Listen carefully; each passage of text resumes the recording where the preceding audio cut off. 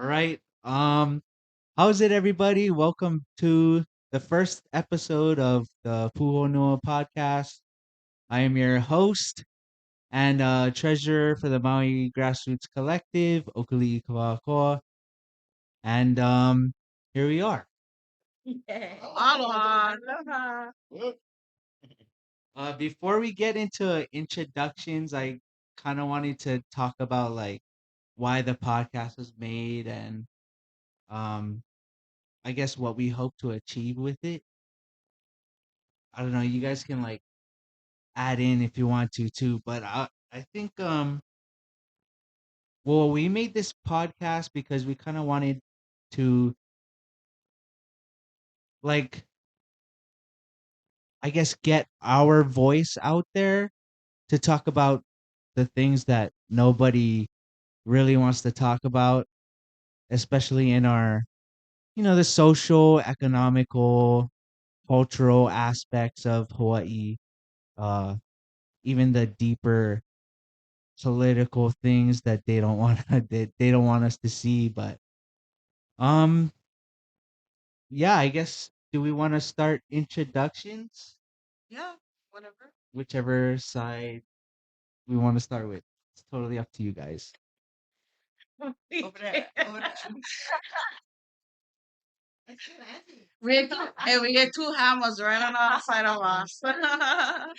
We all hammer. Uh, uh, well, Trinette Furtado Ko'uinoa. I am the OG ice cream aunties, Missions of Aloha. And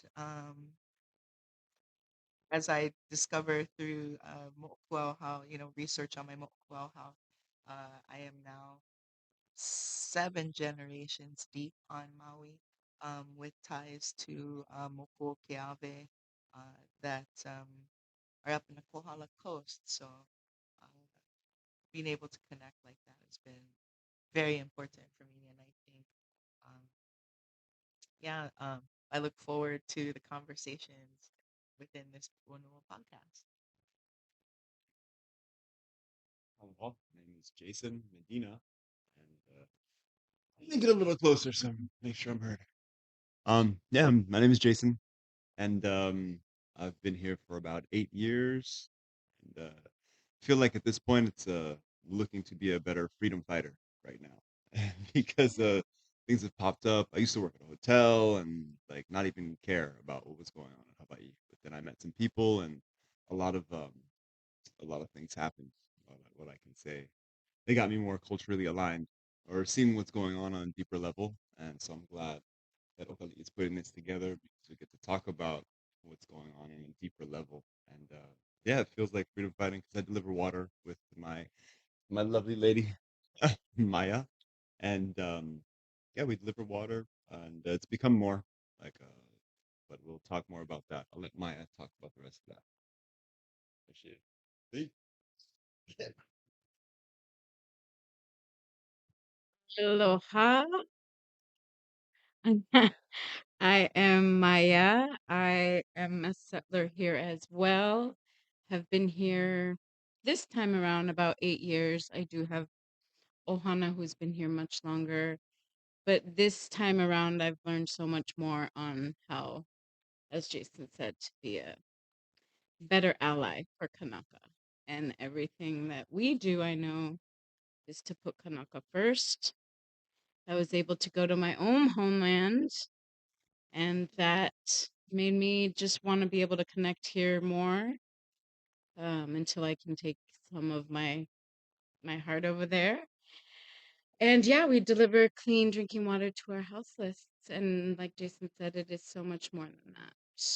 And we love up on all our people, and we are all connected in that way. Mhm.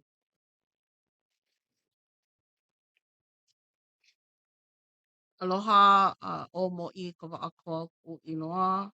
I am Ho'oa Holomua Outreach, a lineal descendant of the Hamakua Ahupua'a, um, who answered the kahea to help our houseless ohanas in the area and have extended our reach throughout Maui to help, just to be someone that they can talk to to hold space. And very proud that Mahiapo Okali'i uh, thought of this type of platform where we can share our lived experience and how we help our people and navigate this system in a culturally guided way.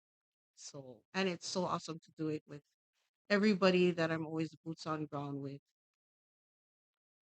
planning and strategizing to make sure that our Lahui is okay, everybody included.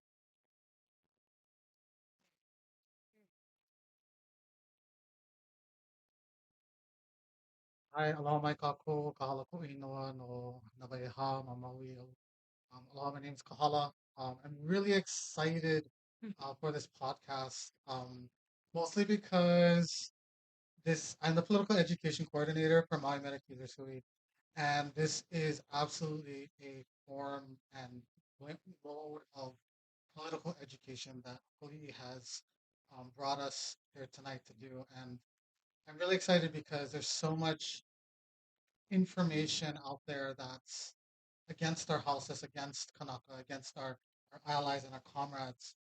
And this is a chance for us to not just educate, but also show people a different story, um, a, a, a better worldview than what we have right now. And as I suspect, it'll come from the lived experiences and ike and wisdom of the people in this room and those who will also be here as well. So mahalo again, Ku'i, for this opportunity. Ai, yo. Aloha mai kākou. O Noelani Ahia Ko'inoa. I'm the one of the co-directors of Maui Medic Healers Hui, and I'm just super excited that we have this opportunity. My first experience with Puʻu Honua was up on Mauna Kea. Our Mauna Medic Healers Hui spent 8.5 months up there, and it really opened my eyes to how powerful our lahui is and how skilled our lahui is. We have all of the components to create the world that we want to see. And it just takes a little elbow grease and a little aloha and a lot of perseverance. But I really believe that we can do this and we're stronger together. We have amazing allies. And, just so many beautiful people that are looking for a different path. Because the settler colonial path that's been in front of us for 130 some years is killing us. It's killing our people. Um, and we can do better. Mahalo. All right.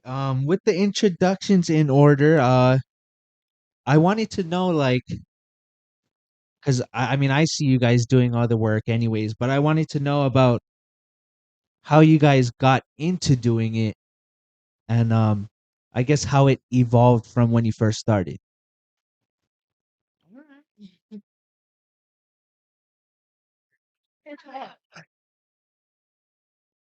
I guess I'll start.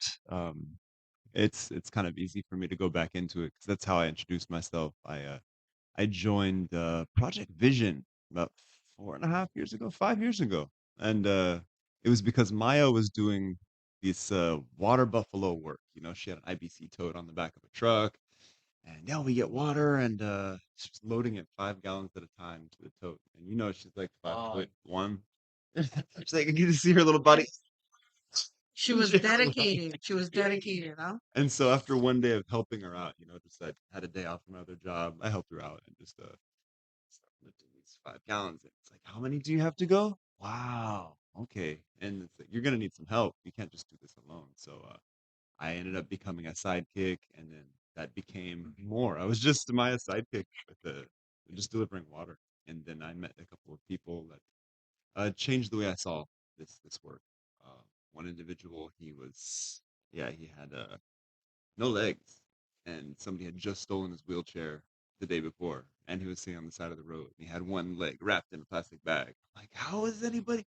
No way! It was too touching. It brought me to tears, and I was like, I wanted to know this man and how I could help, and I just saw that was a pattern of lots of Kanaka that are disenfranchised, didn't have what they needed to even get by, and they thought, oh well, I'll just keep trucking because, and it was like, this is not enough, and there needs to be somebody advocating for these people here.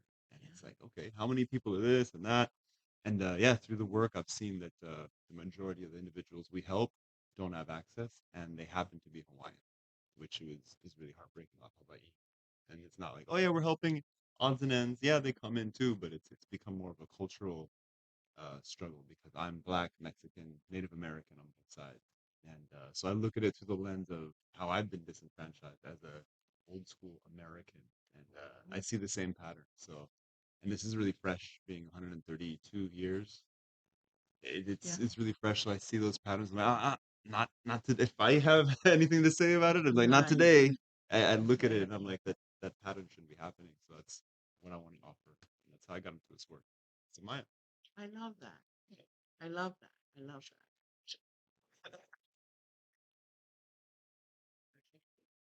I go mess up the rotation. Less so much. Less so much. um, let's see. How did I get into this work? Born into this work. Yeah, I mean that's what we do as Kanaka, right? Is we malama. Um, it's generational in a lot of cases, right? Um, more acutely, how I got into this work was from the 2018 fire in Lahaina. Um, springing into action like the moment after it happened. And I lived in Haiku, and it's funny because I still live in I live in Haiku now, but I've had a break in between. Uh, and it was the response of government to the needs of our la hui. Um, not just immediate response, but response on the level of care. Who deserved, who did not, right? How can you prove that you deserve care? And that's only gotten to be a bigger problem, over the course of this past fire and the aftermath that we now find ourselves in, where um, not only because of disaster, but the silliness of the US, that we find more and more of our people needy, hurting, dying, um, chronically ill, and and the system just keeps going on. So there needs to be a change, and it's not a change in people in government.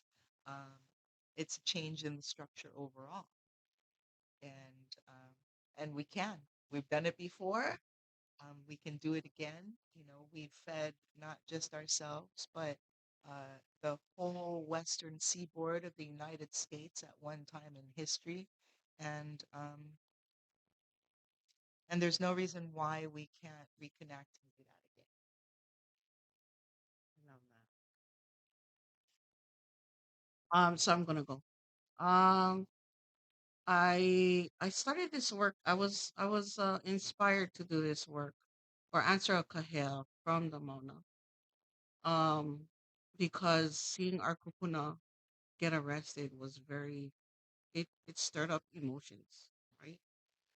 Um, Emotions that we all have as Kanaka deep down inside of us because of the generational trauma that our people have gone through. Even though it's only 132 years, that's a pretty long time. That's three generations before me, pretty much, right?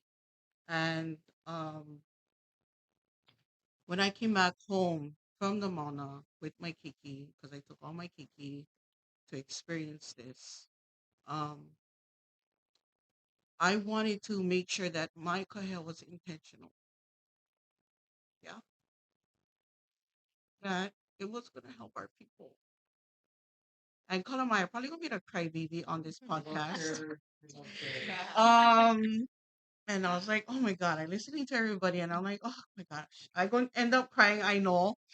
Um, but I really wanted my kahea to be intentional. So when I was driving around Maui, when I would go to my 9 to 5 working for a man, I realized that our houseless situation was getting really out of control. And because I grew up in a colonized programmed way, I grew up thinking that they were less than, they're just drug addicts, they're just criminals.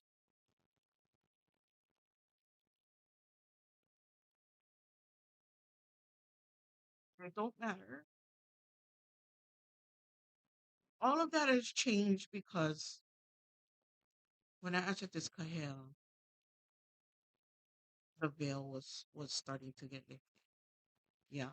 Um, our people are in this position because of the generational trauma, the generational oppression, due to colonization. And it's even more sad to think that our kupuna was silenced. And every generation after that started, well, the generation after that got into the drugs, got into the addictions, got into the domestic violence, got into the violence, the crime. And then and then us, we went through the violence, right? We went through the abuse, the drugs and the crime passed down to my generation. And a lot of us kind of got our shit together and made sure that our Keiki or Kali'i's generation didn't need to live through that. Because even though we went through that, our kids wasn't going to go through that. And so, and I see them. A lot of Okali's generation is stepping up, using their voice in such a really intellectual way where I'm like, oh my God, I feel stupid because these kids sounding so like they sound so good when they're doing their first testimony, and it's like, oh my God, just pulling on my heartstrings, just touching on the owl. Um, but uh, I still had to take care of my Kiki because they were small, 2018, 2019, and I was the only provider. Um, and then fast forward to the August 2023 fires is when I really dove into my kuleana and my kahea and my kulana here on Maui. And I took the role of shelter manager at Puʻu Honua Onene. Um, and because I already had this very strong connection as a Kanaka, I didn't want to work in that system, in the American system, in the NPIC system that many of our funded programs run on. So with the help of my rapid response, I was able to be the lineal descendant and really work towards being the po'o of Holomua Outreach because I didn't have any experience, any boots on the ground experience when I was at Uhonua Onene. I was just put into this position and went with it, dedicated myself 1000% to it, met Maya Jason, actually met everybody in this room at the Pu'u Honua and more, many more of our other people that we all collaborate and do the work with. And I really feel like Kupuna was telling me this is where you needed to be because you need to do the work first. And I really appreciate that because I've been able to grow as a culture practitioner because of Trinette, Noe, and Kahala, and the support of everybody here.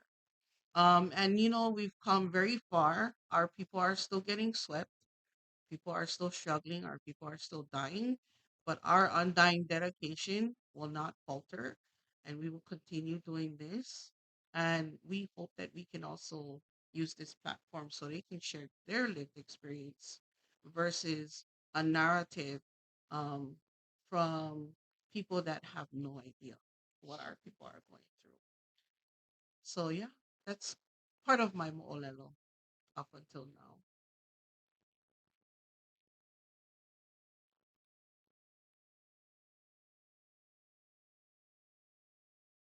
Mahalo mo'i.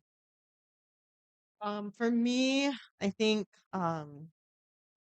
I've been doing healing work for the past 2 decades. I'm an acupuncturist, and um, when I moved home to Hawaii to start practicing, a lot of my patients were Kanaka, and they're so sick. And I remember thinking, like, how come our people are so sick? I didn't really have a political analysis yet. I knew about the overthrow, but I didn't really have any deep understanding. I knew my own shame and guilt about being Kanaka, but I didn't understand. I never really had like parsed through it to understand where it came from. And it took me a couple years, but I started to realize that our people were sick not because we're stupid, lazy, um, all the things that were said about us. Our people are sick because we have colonial inflammation, because of the oppression, and because of the lack of resources, and because of the deep, deep colonial shaming that happened to our people that transferred through historical trauma and intergenerational trauma. And so I started um, listening to my kupuna, and they started like sending me out in all kinds of weird places I didn't understand. I was like, oh, we're going to do this now. Okay. And one day I ended up on the battlefield of Kakanilua. Oh, I standing up for Iwi Kupuna. And at that point, I didn't know my mo'oko how, but the second day, somebody said, "Oh, the warriors from the Kiawe line were slaughtered here," and I said, "I think that's my family." And I went home on my lunch break, and in 15 minutes, I traced my whole genealogy back to that battle and my ancestors dying on that battlefield. On Ancestry.com. No, I had it's a whole nother long story. No, I had some stuff from my family. Actually, I had a book of genealogy that my auntie had made, but to tell you the truth, I couldn't read it. Right. It was pages and pages and pages of Hawaiian names, and I didn't understand the order that it was in, and it was very confusing, and it was overwhelming. So I would open it, and then I would be like, "Not yet, not yet." But on that day, I opened it, and it was just like boom, boom, boom, boom, boom, boom, boom, boom, boom. Wow. And uh, from that point, I started advocating pretty heavily for Iwi Kupuna, and I started to really understand settler colonialism because of Iwi Kupuna. Because the major tenet of settler colonialism is literally destroy and replace. And they were literally digging up and destroying our burials and replacing them with San Diego looking homes and making everything look like California, and you know building it in the image of the oppressor. And it was devastating for me. I mean, that was is really, really hard work to do. To see your ancestors be treated as if they absolutely don't matter. And in 2021, when the Amala sweeps happened, I just so happened to be working with Mayor Victorino to protect that Waiale parcel that folks just got swept from. I was part of protecting that from development. And I had heard that there were going to be sweeps, and I told the mayor, like, you cannot sweep people. You know that's not right, right? He's like, oh no, Ilani, it's not a sweep. It's a blah blah blah blah. And I was like, how about you come down there and you meet these folks? So he did. He came with his wife and a news crew and MPD, and we had donuts, right? We had a kuka kuka, and I mean, you could tell that he actually like recognized that these were people. Like someone on shelter. There was a nurse. There were people who had been professionals. There were people who were parents. There were people who have all sorts of things that mainstream considers acceptable. And he told everybody that everyone was gonna be offered a place to stay. And the truth is, fast forward, the sweeps happened. The police were there intimidating and harassing. I almost got arrested. I literally got on the phone with the mayor because he was like, "You're going to be my liaison." And I was like, "I don't really want to be the liaison, but okay." And the next day I called him and said, "I cannot be the liaison. This is what is happening. This is not Pono. Like, this is not Pono." But when one of the captains was about to arrest me, I called the mayor, and he backed off. But I thought if it wasn't for the fact that I had the mayor on speed dial, it would have been criminalized. Right. It's ridiculous. So At that sweep, though, I met Maya and Jason, and of course, I've known Trinette a long time and Mahal a long time, but I met a really fierce group of advocates that was down there um, protecting the people at Omama Place.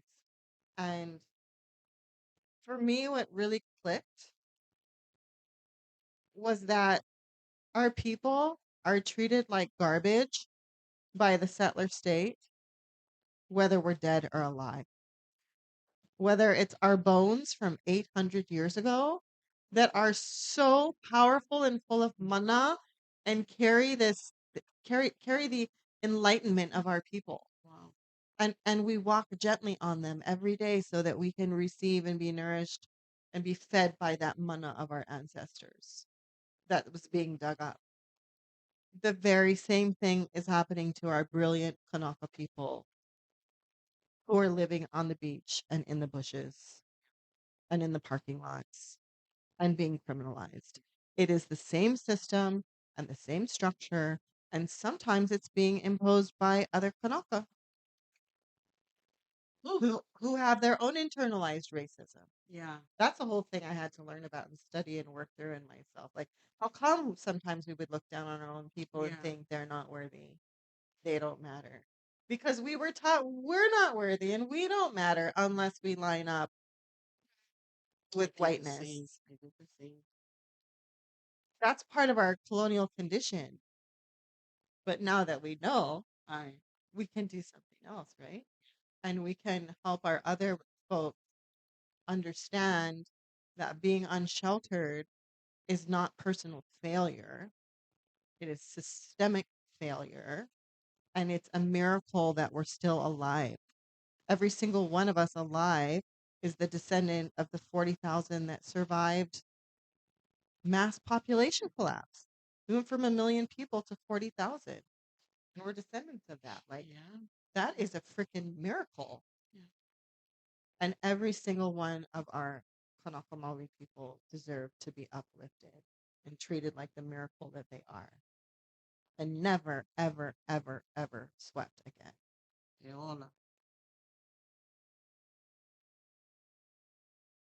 Yeah, thanks, Noi. Like that's really bringing up a lot for me, just especially because we are, kind of still following up on the sweep that the county's done at Maui Lani at Kakanilua.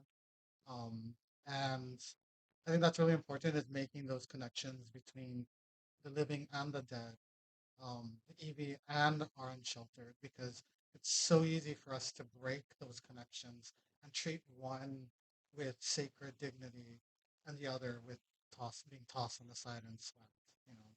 We need to change that and show aloha, um, protection and kia'i, all of that. Right. For the question, Oakley, I was trying to think like where did the work, how did I get into the work, and then I started to realize like how the work found me. And it kind of forced me to have to look at like my own history, my own body, and um, I think it's important, I guess, for me right now is just to say like houselessness was always in my family. Like it was something that whether it's my uncle, my auntie, and her kids, my uncle now. Um, it's just almost part of the culture. And I hate to say that because I know we lived in a society where all of us were housed at one point in kauhale, right? None of us had to worry about it. And today, under this, U.S. settler state, the occupying state, it's just not true anymore. But for me personally, was being thrown out of my house because I'm awful and queer, right? And that exposed me to a time, thankfully a short time, of not having a place to call, not just a house, but a place to call home. I lost what I can call my home. And thankfully there were Noi's sister and other mahu who were there to shelter me, to provide me a place where I could feel safe enough to recover from that trauma of being cut off. Um, and that stuck with me a lot, even as in my work, Noi and I have built several planted several Puʻu Honua over the course of our life. Some in Kalaula, we know the one at Mauna Kea, and at Kuhimana, where my mom helped to create shelter for Kanaka and houseless folks. But at the center of all of all those Puʻu Honua have been Mahu. And that's something I really want to impress is that the work of Mahu and Wahine in finding and creating and planting shelter and pu'uhonua and sanctuary has been so instrumental and so erased. And so we're not going to do that anymore. I want to say that the work found me Ew. because Mahu found me, Wahine found me, and they provided me the kind of pu'uhonua that we build with each other. And I carry that in my work now as we're, struggling to build more pu'uhonua, to plant more pu'uhonua today. Um, and yeah, I'm really excited to see what else we can do about Um, for me, it was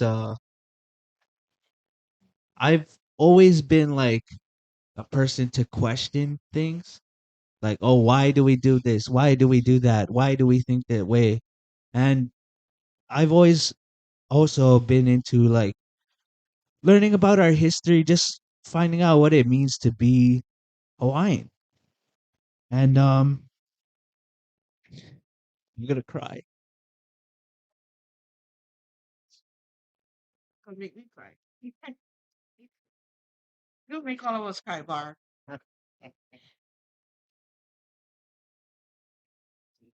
It's okay for Philo. It's okay for Philo. And I just want to say, well, two things. If any of my friends are watching this, I'm not crying. Uh, but I just wanted to say that if it wasn't for my auntie right here,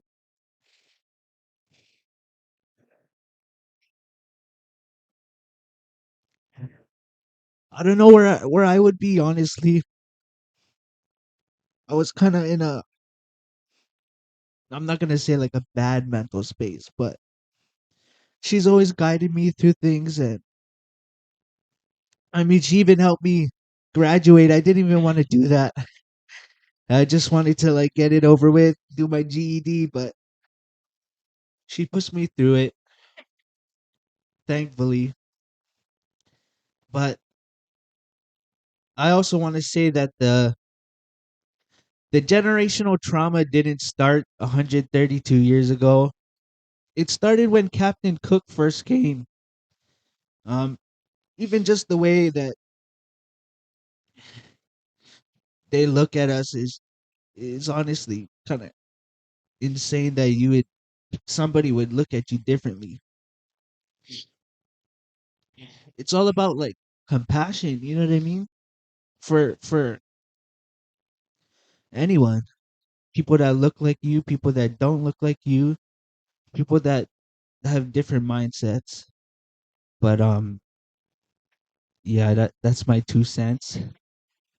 I think I need a cup of kava, honestly. Yeah. And Auntie Maya has to share too. Yeah. You got us all crying up in here. Serve up the ava, brother. I think like Tree, I was born to serve others.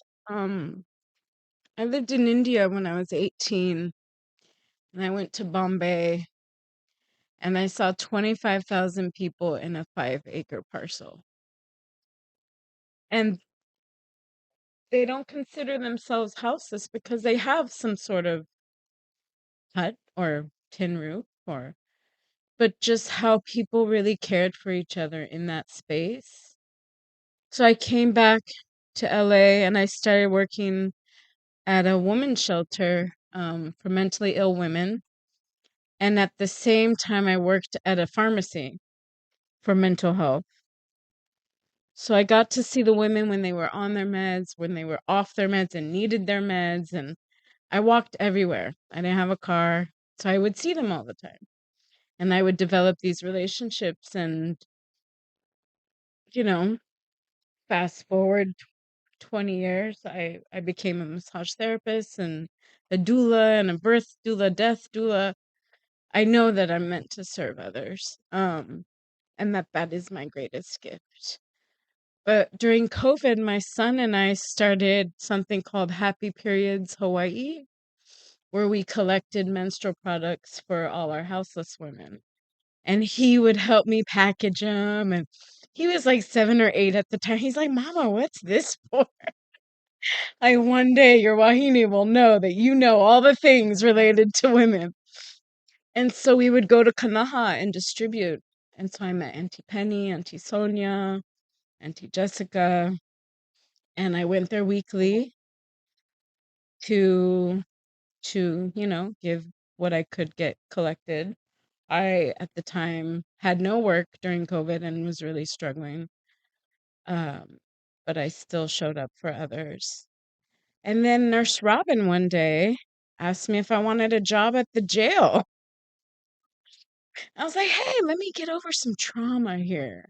Let me do this. And then I started with Project Vision, and Bob was like, I have a water project that I want to get started, that we got the grant for.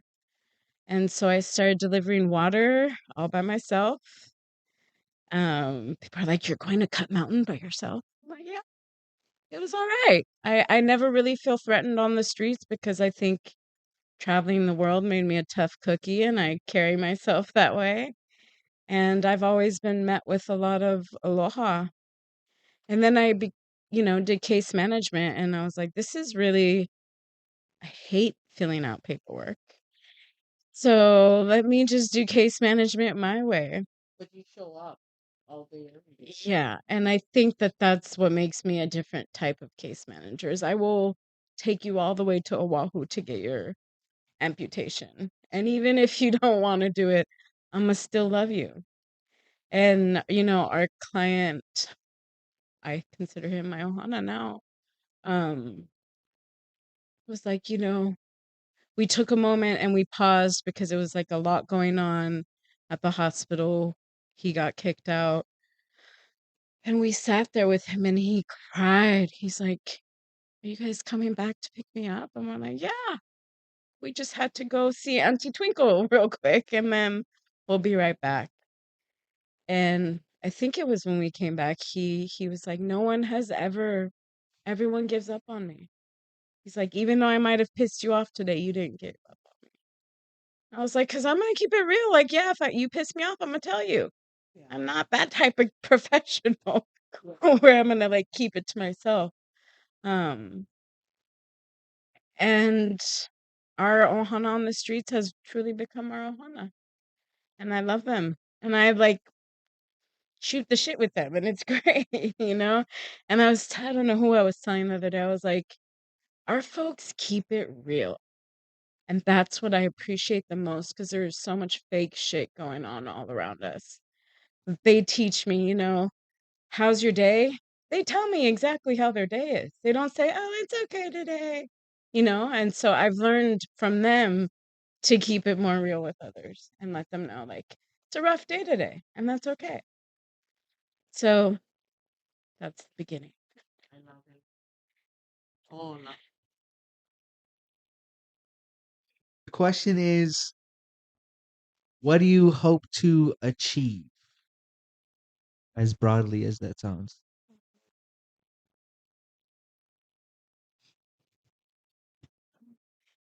Liberation. That's the main one. Sovereignty.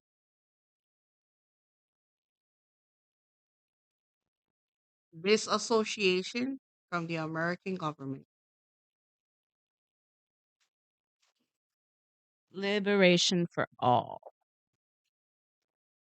To agree, liberation is that key word. So I'm here.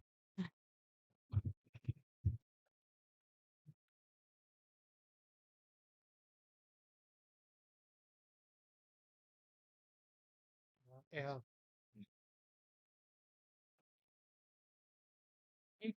I see how you're wanting to do it.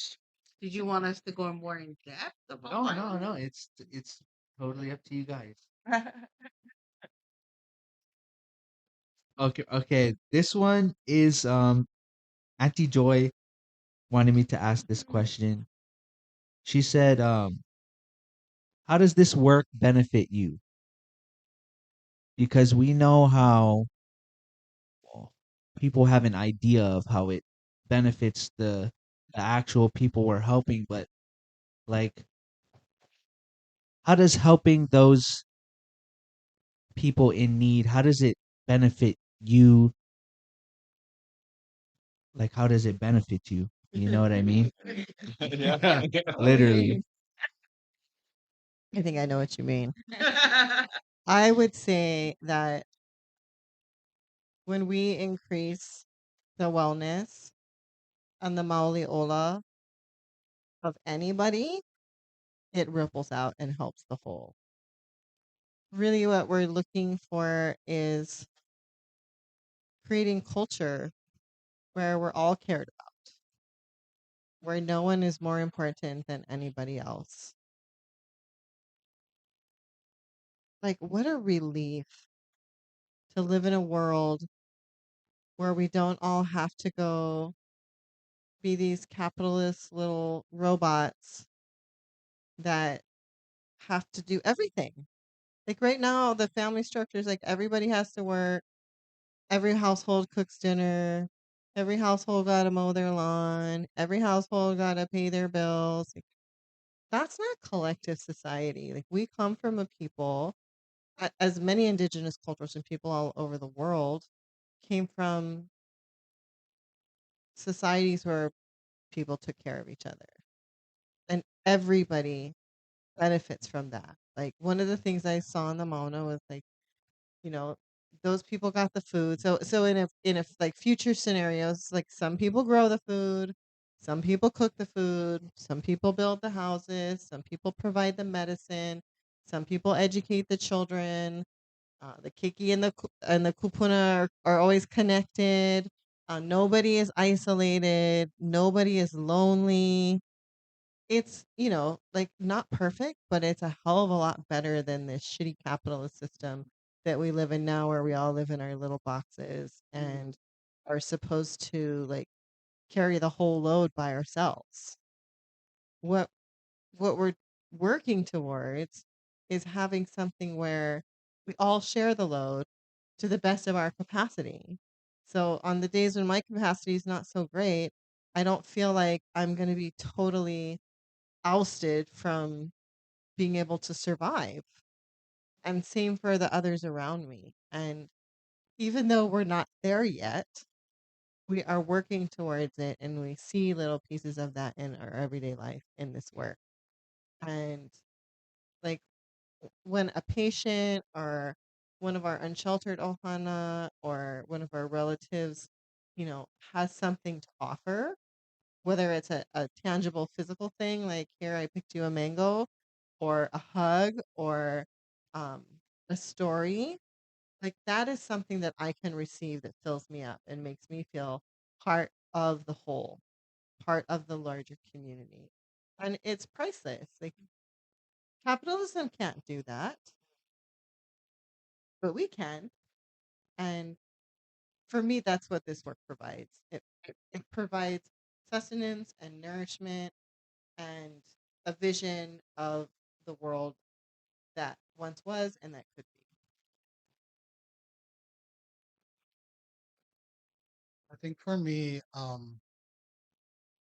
it benefits how it benefits me, like I think it's like if I if any of us in this room were to become unsheltered, and I know all of us are quite vulnerable. We none of us have enough privilege to be able to dodge that for very long. Especially with situations right now with our occupying oppressors.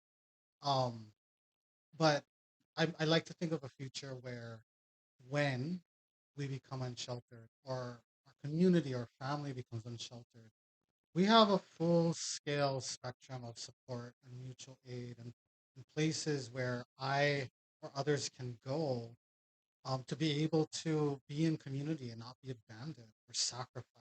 Yeah. I think we have it. I actually believe we have it all upside down.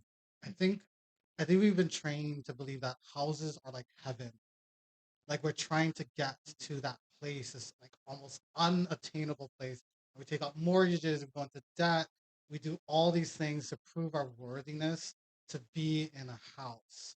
And what that ends up doing is it takes all the attention, all the resources and focus towards house supply, which is absolutely beneficial to capitalism that noise stated. And I believe we have to turn that around. I think we have to focus face to the land, to face to community, to face to Lahui, to our Kaya Ulu, to our unsheltered, who are providing by their survival solutions. And by turning that upside down, Hulihia, yeah, by turning that worldview upside down, if were to face fire, a fire that takes out my own hometown, right? Like what happened in Lahaina, or something happens, I can't pay the bills, you know, I would be able to go and find shelter, to find Puʻu Honua in that community. And if we can turn ourselves around and start to think of the power that unsheltered folks in our community they're doing, and start to actually center that, that's a benefit to me. That's a benefit to all of us. Damn.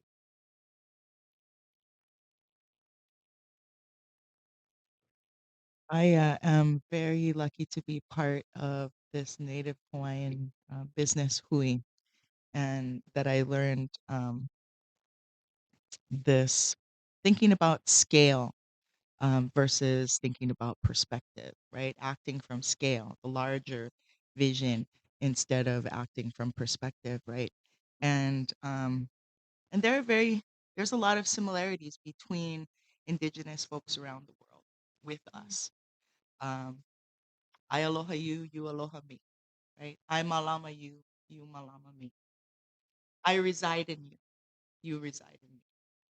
Um, that's the benefit I get from this work, right? If I'm taking care of you, it takes care of me, right? Because it takes care of community, it takes care of mental health, it takes care of the well being of the air, of the individual, and the Lahui as a whole. Um, as both Noi and Kahala, touched upon with capitalism, um, it is necessarily violence. Yeah, employment is violence. Um, we spend so much time creating industry, creating product, um, selling the ideas from our minds for money, um, to kind of protect ourselves from the violence of not having money, the violence of not having a home, right? Of being shunned by society because we're not productive enough or we're not something enough. When society itself is hurting, right? I mean, uh, there's, I find it laughable when people are like, oh, look at that person going crazy on the road. That person does not have an office to go to and close the door and yell and scream and be crazy. And I mean, that person doesn't have a home. That person doesn't have a car like many of us do, right? I've seen people flip out at work. I've seen people flip out in homes. I've seen people flip out at parties, and no one says much about that. um, Someone is doing it in public and suddenly they're a druggie, they, I mean, oh, they need some help, but yet there's no help provided, right? Because the system is violence, and violence does not provide solutions. It does not provide salves for comfort, compassion, or healing. Violence is about hurting and harming, and um,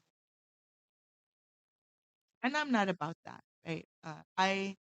I want to stop that. And the benefit I get from this kind of work, and continuing to do this kind of work, is seeing that um, in it lies the salve, right? In it um, lies the peace that we are all of us looking for, right? Because in the end, we want to be loved, we want to be seen, we want to be acknowledged for what we know, what we can do. Um, And we want to be accepted and appreciated for that. And when we give each other even just 5 minutes of time of kuka kuka or just listening, uh, a world of healing happens. And I see that on the streets, and I absolutely, um, that is the mana that helps to keep me going in this time of Pulihia, which is super crazy. Okay, hold on. All right. Uh, ooh, yeah. I think for me, everybody always like, "Mo'i, when you gonna rest? Mo'i, when you gonna rest?" And I'm like, I rested because um, while I was resting, you know, or you know, when I'm out there helping our people, when we're boots on the ground, no matter what community we're in, and um, we're able to just go up to whoever, or I'm just able to go up to whoever I need to, just to establish Pilina. Um, it gives me excitement and joy when we go through our mo'oahu. It may not be extensive, but just exchanging the last names between myself and the Kanaka that I'm talking to. It's like, oh my gosh, we have some sort of pilina, close or distant, and that is how it's established. And they didn't have that before I came along, before we came along. It's just people coming by, giving food, giving donations here and there. But when we go into a community, we're going into a community to make sure that this community is my ka'i from the day we meet them to whenever. Yeah, there is no expiration date on our pilina with them. And the consistency of showing up and this collective and how we move to provide for a need or needs because some people have more needs than others and seeing their faces when we show up with a 1999 Acura radiator because they needed that radiator to go do their appointments and get their food because they gotta walk miles from where they are hidden so that the the sheltered community doesn't see them, right? Um, doing those kinds of things for them, or even making sure they have food, making sure they have their medicines, getting them to their appointments. All of those things matter with our people, and seeing just a little spark or a little hop to their walk charges me. And that really benefits me and really makes um so that question where Mo'i, when are you gonna rest? I don't think ever. I don't think ever. Probably I'm hoping sometime soon. Um, but these little steps, positive steps that our people make really do keep me going to continue doing this work. And giving more context to um, the one thing that I would like to see, uh, the disassociation from the American government. In doing this work, I really realized that our people are in this position because of colonization, because of the American system in place. And it's really sad when you see, you know, numbers of Kanaka people with Koko who have no knowledge about our culture, um, just treat our houseless, our most marginalized people affected by colonization like they are nothing. Um, that really also keeps me going as well. And that's why I'm like, we gotta start getting back to the basics. Yeah. Um, our kupuna used to live it. We were disconnected from it for a generation or two, and it's come back. Our generation, my generation, has had to learn a lot of it, and most of my generation has given our kiki and mo'opuna the stepping stones they need that we never had. So this is how it benefits. This work benefits us is that we not only helping our houseless people from dying, because that's where they're going to end up dying on these streets. Yeah, because every day somebody is found deceased, and that is so heartbreaking. Because we understand as a collective that all they need is really a safe place to breathe, to not live in fear, to not be to not think that they have to protect themselves from each other, because colonization has put such a strong grip on all of us, and the sweeps take everything away from them that they need to get stuff back. So they're going to see their neighbor with what they need, they're going to take it from them, because who going to care, right? And so that is how this work benefits me, uh, in the future and going forward, is by continuing on the path that we're going, that our people won't need to steal from each other anymore, that our people will be rested, that our people will have skills to build upon, that we will be able to be disassociated from the American government, because everybody in the Puʻu Honua or in the village has a skill to malamang each other through circular economy. Um, and we could just take care of each other. And of course, capitalism will be here, because I'm pretty sure everybody watching this gonna be like, "What about money?" Well, capitalism still needs to be there, but that it doesn't need to be the most important thing. Yeah, we can all continue doing our kuleana in our ohonua, taking care of each other, and the capitalism is what builds our homes, what runs our cars. What makes sure that we are my ka'i, because we are living in the modern day. um, I have been raised up to live in a home, so I would rather live in one house than one grass shack, you know. So just continuing to do this work and think of all the things um that our nation, that our lahui would need to really disassociate from the American government. Going to take a while, but if get enough of us to continue going, the all the descendants of the 40,000 that was saved after genocide. We all gotta start thinking about getting connected. We gotta start taking care of each other. That's how sovereignty starts. We don't need all the answers now. We don't need all the land now. We don't need everybody in houses. We just need to start taking care of each other.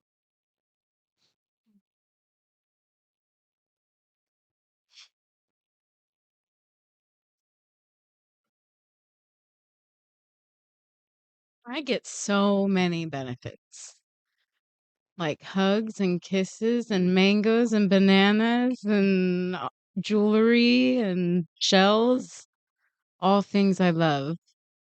But touching base on what Kahala you were saying about community, I was thinking about my my guy over there in Lahaina who got housing after the fire and his amputation, and how much worse off he is right now in a house. because he doesn't have his community anymore. He's been to Molokini board now more than he ever has been houseless. And I've been really, I thought about it last night. It's like, maybe we bring him back to the streets.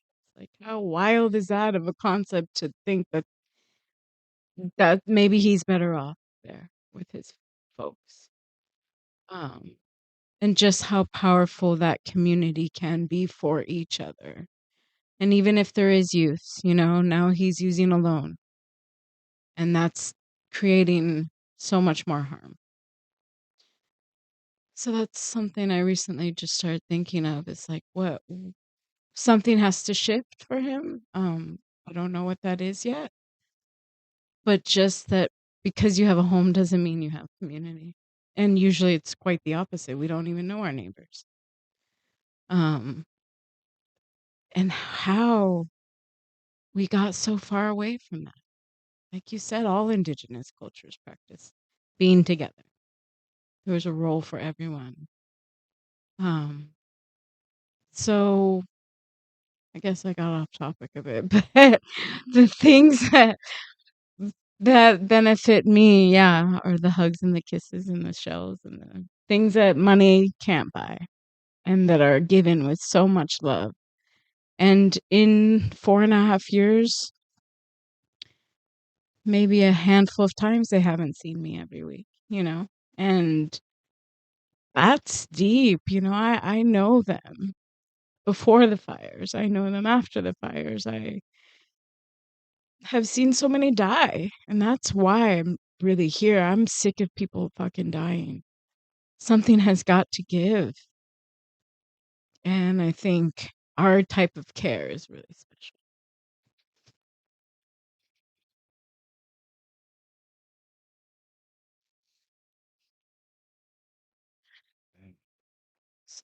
A lot of words are on the table that are it's true. I agree with everybody. Why I do it personally or what it does for me. Um, it's kind of what I've noticed. I'm kind of a sensitive guy. I go outside and like the feelers are on. So an easiest way for me to explain what it does for me, this work is it's like a barometer. It feel I know deep inside it's good to do good by others, but and also being in community is more healthy than being isolated. They're just human facts. But I've noticed that over time, like just how I've become, more kind, more caring, more patient. It's just being in this community. So I feel that me coming as a settler, like I was ill, like I was sick. My mind was infected with a different ideology that could only eat and eat and eat, and until there's nothing there, and it's like, oh, well, I'll eat yours then.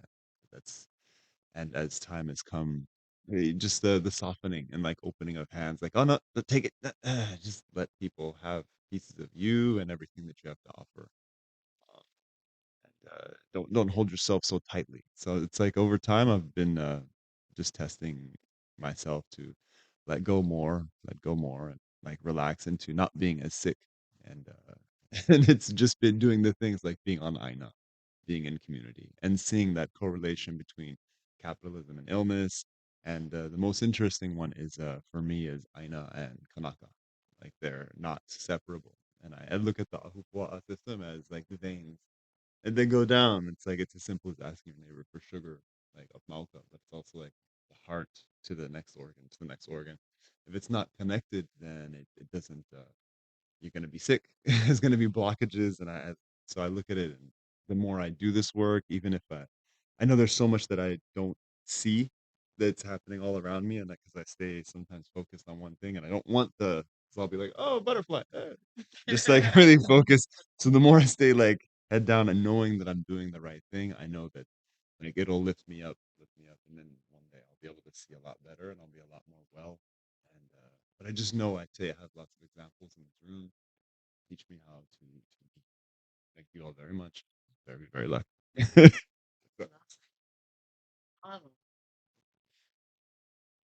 You want to share? Yeah.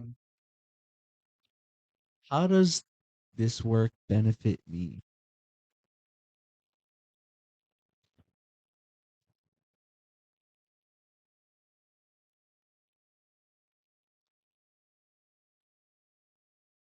I think like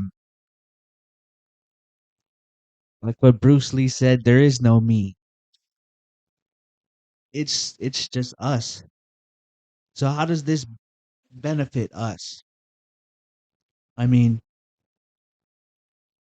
there's a quote this one guy said that if you're not helpful, then you don't exist. You're like a light that doesn't turn on. And that really that really hit me hard cuz it's true. One of the greatest things you can do is help somebody else. And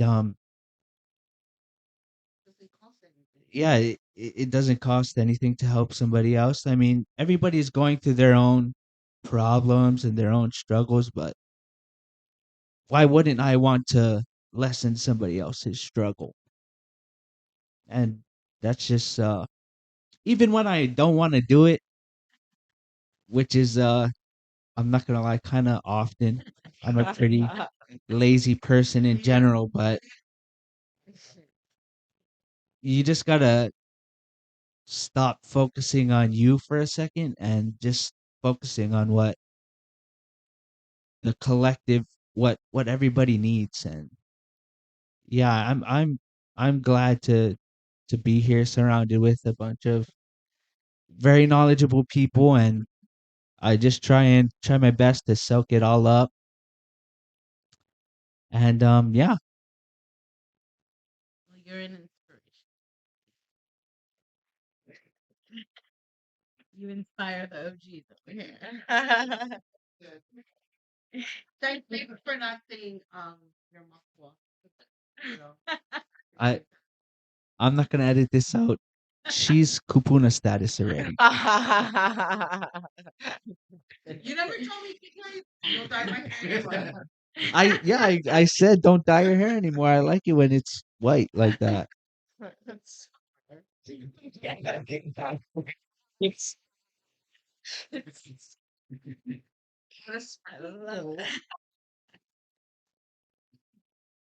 Um yeah, does anybody have anything else to say? I, I go. Go ahead, guys. Let's go.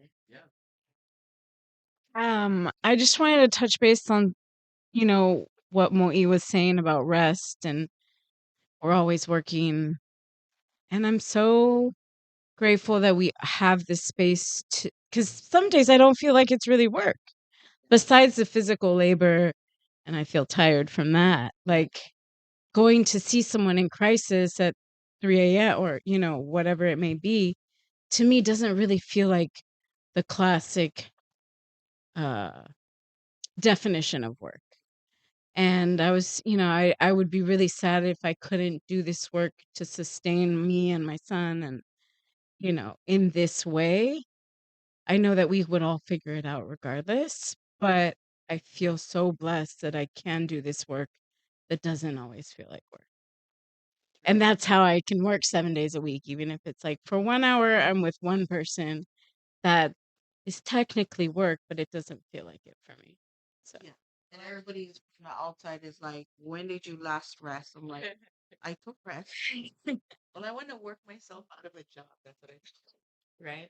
That like so I don't want to be visiting folks in bushes unless that's something that they want. Yeah. Right. If they want out and they want elsewhere, I want to be able to help them to realize that. But yeah, I want to work myself out of a job so I can go get another job doing something else. Of course, of course. In true Trinette style. Carla, you wanted to share? I really love poetry, and I think there's something radical to like maybe bringing in poetry to these spaces. So if there's no one else who'd like to say something, maybe I can Go ahead and end us off. Yeah, so this one comes from Cara Page, folks. Cara Page and Erica Woodland, Healing Justice Lineages. Something that we at Maui Medic Healers Hui really draw upon for our work, which is not, but is work, but is also liberation. All right. We give thanks to Akua, the Great Spirit, Creator, Universe, and the infinite names we have for the divine source from which everything emerges. With elements, earth, fire, air, and water that nourish us and teach us about balance and equilibrium. To the blessed ancestors whose dreams and visions for our collective liberation we work to realize. To the guardians, the protectors, deities, gods, and goddesses that remind us of our divine purpose and dignity. We honor the way spirit has been central to this, our work, and to the survival of our peoples. We ask for protection, clarity, courage, humility, and to remain steadfast in our commitment for total revolution. May we, may we be willing to sacrifice, offer, and give up all that holds us back from the collective dream of our kupuna. To take this journey through time and space, to radically listen, to find our people and commit to the work of collective liberation, to transmute fear and domination. May we come to know and remember over and over again the abundance of wisdom available to us, to realize our true destiny, our inheritance, to be in right relationship with the creative energy in everything around us, to birth a new world. Eona. All right. Mahalo for joining us and look forward to the next episode. Yes. Yes. Thanks for asking those questions. Yeah. Um, yeah, I don't have an outro, but thank you guys for watching. Please like and subscribe. Yeah. Yeah. we're Like and subscribe. we're Guys. gonna be here for a while. So, Stay tuned. stay tuned.